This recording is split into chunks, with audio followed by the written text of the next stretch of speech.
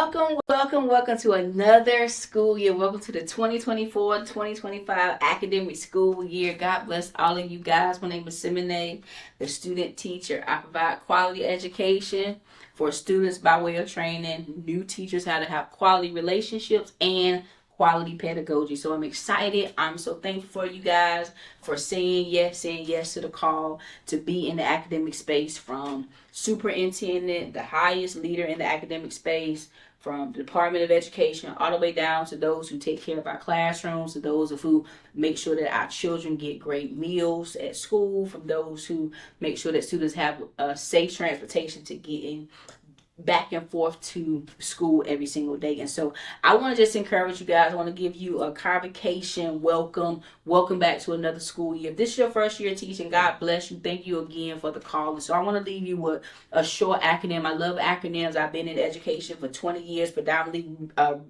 middle school teaching reading, and I transition out of the classroom now. I do speaking, I do coaching, I'll be doing testing this upcoming year. And so I understand the trials and tribulations of teaching. I understand the good days and the bad days. I understand wanting to quit and say forget all of this. But if you don't know anything else, you are one of the most valuable people that we will ever know on this earth, right? Jesus. And for some of you might be like, well, we don't merge that. Well, that's my favorite, right? Jesus was Rabboni. He was the chief teacher. And so if I got a profession that mirrors the person that I believe to be my Savior and my Lord, what an honor that is to be, right? So as a teacher, being an educator in the space, you have the greatest job on earth, is to shape the minds of young people. And if you don't directly work with children as being the teacher, but you are a leader in some aspect, whether you're the curriculum instructor, whether you're leading and teaching other leaders and teachers in the academic space, you have an influence over young people. And one of the things I would encourage us to do is make sure that we care from a integral place and care from a moral place. All the things I want to do now is not because I want to, do it for my mom or for my father or for my siblings or for my family and friends, or why I love them, it will benefit them. I do it for me. I do it so I can prove that, you know what, Simone, you are who it is that God calls you to be, that you do have those gifts and talents to make some great impact in the world, right? But when I think about me, I encourage you not to lose me. And me stands for your morals and your ethics. Do not lose your morals and ethics when you step into a classroom and you may come up in a challenging situation. I want you to always care. Think about your why. Some people always say that, especially at the beginning of the year, think about your why. Why did you want to do it? Some people did it because you get weekends off and you get summers off, right? Some people do it because they want to, change the world by changing the minds of young people. Do you know that a teacher, and I used to have a t-shirt that says this, teachers make all other professions possible, right? You have learned from the greatest teacher, which is your parents. Parents, you're the first teacher that your child will ever know. Whatever you learn, somebody else had to teach it to you, or maybe you say, I'm self-taught. Praise the Lord, right? But you have to get that wisdom and insight from somewhere, right? So we are people who help other people become the professionals or the career-minded or the entrepreneur-minded people that they are today because someone had to teach them. So thank you for what it is that you did. And so I want to leave you with this quick acronym. And again, I want you to have the most amazing school year. Is CARES. And I'm going to write this down because I'm a teacher and I like to write on boards and stuff like this at that. Is CARES. The first C, one thing you have to learn about being in the educational space is that you're going to have to be collaborative.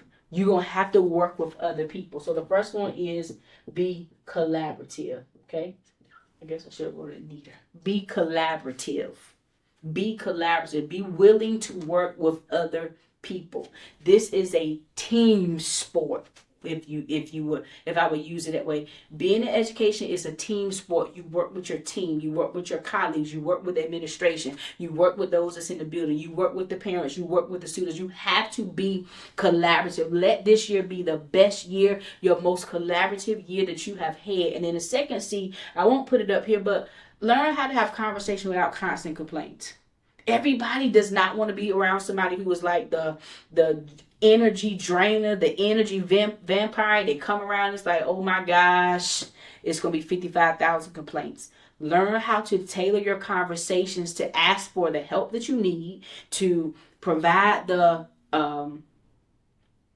insight that you have about something, but don't be a constant complainer, because people are not going to really want to be around you. The second one is you got to affirm yourself and others. You got to speak well of yourself when you step into that classroom and step into that school. When you get ready tomorrow, you got to know you that ish, right? You got to know I'm that woman. I'm that man. I'm that principal. I'm that assistant principal. I'm that teacher. You got to know that. You got to build yourself up, because if you don't, it's always going to be something new that's being thrown at you that you feel like, oh my God, I don't know what to do with this. It may be a student who may kind of challenge what you're doing. It may be a parent that's going to challenge what you do sometimes, or challenge the grades that you give, or maybe you didn't handle a situation according to their liking, right? So you got to affirm yourself, and as you build yourself up, then you can go into that classroom and you can make those children feel like they can do anything in the world. And I'm going to tell you, as a reading teacher, for 20 years, students have tried their best because I'm always speaking life. I'm always trying to pour into them, and they will work really, really, really hard. So you have to affirm yourself and then affirm others. Go and cheer those children on. Go build them up. Go speak well of them. And this is something that I learned probably like my 7th, 8th year in school. Don't just speak to a child because you want to reprimand them. Say good morning to them. Say good afternoon to them. Even if you don't know their names. And I will always say, hey, buddy. Hey, pretty girl. Hey, handsome, right? If I can think of your name, that's what I said. If I didn't know your name, that's what I said. Or I just simply said good morning. So learn how to acknowledge children without giving them a directive or needing something from them. But the same thing also with your colleagues. Learn to acknowledge your colleagues without having to need anything from them or wanting anything from them, just to say, hey, good morning, I see you. Hey, good afternoon, I see you, right? So affirm yourself and affirm others. The R is going to be for respectful. And sometimes people are like, well, that could be subjective, right? You treat people the way you want to be treated. If you don't want people to yell at you or call you out or say rude or mean things to you, don't do that to other people. And then the other one is resilience. In education, teaching, there's going to be something that you didn't learn in school. There's going to be something that you didn't know that was even happening in the system at this time, right? There's going to be things that may happen that you say, is this really happening? Or, is this school or what? Or do people really think like that? So you have to be resilient. There's going to be days when you feel overwhelmed and burn out. But listen, you got what it takes. You build up your resistant muscle. You give it your best every single day. And for things that we cannot control, which there's a lot of things we can't control, right? As a public school teacher, and I've been in the charter school space and the public school space for a while, as a teacher, you don't get to choose who you get to teach.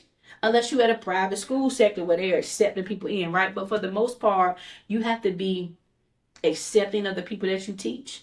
And you have to be resilient for the days that it may seem hard. But I believe in you. I trust in you. And I know that you got what it takes. And then we have the E. E. What you think? Well, if you're engaging with me like I want you to engage with me, tell me what the E is. Enjoy what you do. And also be empathetic. Okay? Enjoy what you do. Empathetic. I hope I'm spelling that right. All right? We'll take off the kicker. The S. So, enjoy what you do. And for those who don't enjoy what they do, try to spread as much positivity as you can. Go into your classrooms. Go in those hallways. Put a smile on your face. Enjoy what you do. And this is what I've learned over the years. Sometimes you don't enjoy what you do because you don't enjoy the environment that you're in anymore. If there's a situation where it's like, I know this is not the right environment for me to thrive, you may look into transferring or going to another place where you can, but enjoy what you do. And then be empathetic. Be empathetic with other people. Be empathetic with your students. Be empathetic with your teachers. Be empathetic with other parents, because we don't know what people go through. And what I've understand now with empathy is that I do not have to be in your situation to relate to it, but I can relate to the emotions and the feelings that you have. So when a child comes in and may be sad, or your coworker may have lost their parents or lost their loved one, or something tragic has happened to them, you may not be in that same situation, but we can relate to people's emotion and be empathetic, right? And while you're enjoying what you're doing, being able to build and encourage each other up. So I pray that you guys have the most amazing school year this year. Listen, if you're looking for a speaker to do professional development with your new teachers, to come in and speak to your students and do some similes or some small workshops, I need you to reach out to me. It's going to be seminate@seminatewall.com. You can follow me, subscribe, and like my YouTube channel. You can follow me on social media, and I look forward to working with you guys this year, and I look forward to hearing all the amazing and wonderful things that's taking place in the educational system here in the U.S. and beyond. So God bless you guys. Have an amazing year.